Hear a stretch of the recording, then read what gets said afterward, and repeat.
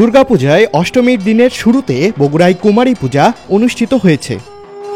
সকালে শাহজাহানপুর উপজেলার গণ্ডগ্রামে শ্রীরামকৃষ্ণ আশ্রমে এই কুমারী পূজা শুরু হয়।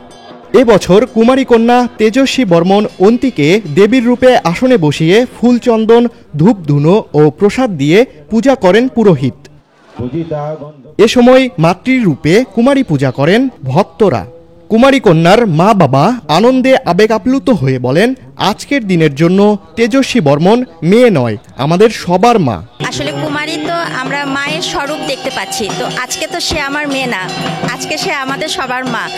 আমার খুব ভালো লাগছে এবং আমি আশা করছি আমার মেয়েও এটা খুব উপভোগ করছে। আমার অনুভূতি অবশ্যই ভালো। পিতা হিসেবে এটা ভাগ্যের ব্যাপার, কারণ কুমারী হিসেবে মা আগমন ঘটতেছে। আমরা যখন আজকে তাকে মায়ের রূপে সাজাইছি তখন মনে হয়েছে না, সত্যি মা আগমন ঘটছে।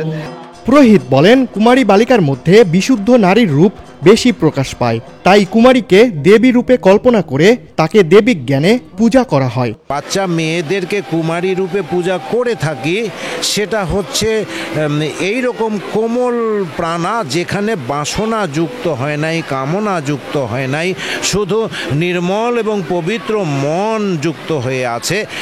ঈশ্বর এই নির্মল এবং পবিত্র মনকে পছন্দ করে এবং সেখানে তিনি বেশিভাবে অধিষ্ঠিত হয়ে থাকেন। তাই আমরা ওইভাবে মাকে জ্ঞান করে জীবন্ত মা দুর্গার পূজা করি।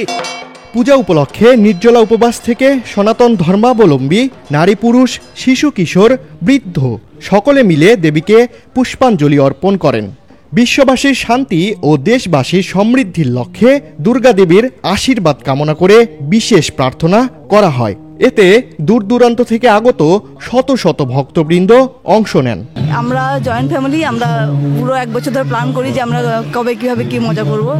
একই রকম শাড়ি পরা, কোথায় ঘুরে বেড়াবো। ঠাকুরের কাছে বা দেবী দুর্গার কাছে কামনা যে আমাদের যে বর্তমান বাংলাদেশের যে একটা অবস্থা যাতে আরো ভালো হয় বা সবাই সুস্থ থাকে। তাকে অঞ্জলি প্রদান করে তার পূজা করাটা আমাদের কাছে অনেক সৌভাগ্যজনক। এই 100 দিন, এই 200 দিন এরকম আমরা অপেক্ষা করতে থাকি মাকে দেখার জন্য। যেহেতু অনেক গরম, পূজা দেখাটা আসলে অনেক বেশি টাফ হয়ে যাচ্ছে, তো নবমীতে ইচ্ছা আছে যে বগুড়া, শেরপুর যেগুলা জায়গায় পূজা হচ্ছে ওগুলা কভার করার।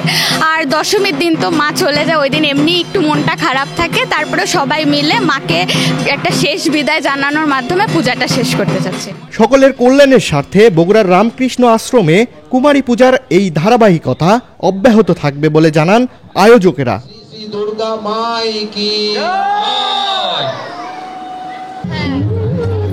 রাহেনুর ইসলাম, দৈনিক করতোয়া, বগুড়া।